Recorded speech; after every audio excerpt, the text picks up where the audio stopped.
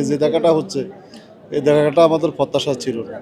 অথচ আমার ছাত্র রাজনীতি শুরু থেকেই দেখেছি এই কর্ণফুলী ব্রিজের জন্য উনি কি না কষ্ট করেছে, একটা ভেটেরিনারি বিশ্ববিদ্যালয় হওয়ার জন্য উনি কি কষ্ট করেছে। জমিতুল বলা মসজিদটা আজকে যেখানে দাঁড়িয়ে আছে, এই স্টেডিয়ামটা যেখানে দাঁড়িয়ে আছে, আসলে শিক্ষা বোর্ড, চট্টগ্রাম শিক্ষা বোর্ড, চট্টগ্রাম মডেল স্কুল অ্যান্ড কলেজ, আসলে প্রত্যেকটা প্রতিষ্ঠানেই ওনার হাতের ছোঁয়া লেগে আছে। আসলে মানুষ হয়তো এই সময় চলে যাবে কিন্তু আব্দুল নোমানকে ভুলে যাবে না, ওনার যে কাজগুলো রেখে গেছে। আমরা অত্যন্ত ভারাক্রান্ত, আমাদের এই কষ্টটা হয়তো অনেকে বুঝবে না, তবে আমরা একজন শিক্ষককে হারিয়েছি, আমাদের অভিভাবককে হারিয়েছি। উনি আসলে বিএনপি পরিবারের সদস্য ছিলেন, কিন্তু বাহ্যিকভাবে আমরা দেখেছি উনি সারা বাংলাদেশের এবং পুরো চট্টগ্রামের সকল নাগরিকের মানুষ ছিলেন।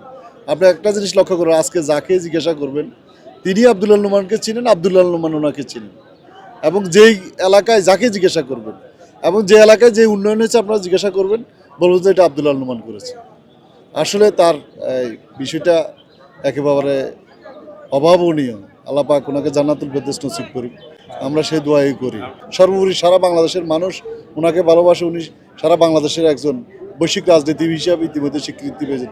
সবচাইতে বড় কথা হচ্ছে আমাদের চট্টগ্রামের সবাই বলে যে নেতাদের নেতা আব্দুল্লাহ নোমান, নেতাদের নেতা আব্দুল্লাহ নোমান।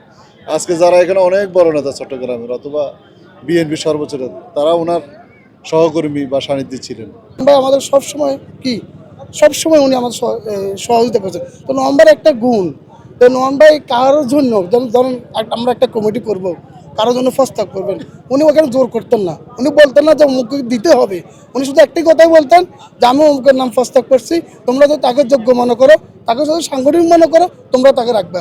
কিন্তু উনি কখনো ফোর্স করতেন না যে ওনাকে রাখতেই হবে।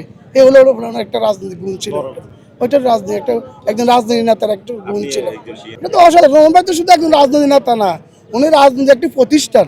এটা নভেম্বর একটা পাঠশালা, আমি বলবো একটা পাঠশালা, যে পাঠশালা থেকে অনেকে দীক্ষা নিয়েছেন, শিক্ষা নিয়েছেন এবং রাজনীতি শিখেছেন। তো নভেম্বর একজন রাজনৈতিক পাঠশালা, আজকে একজন নক্ষত্রের বিদায় হলো, চট্টগ্রামবাসী হারিয়ে ফেললো।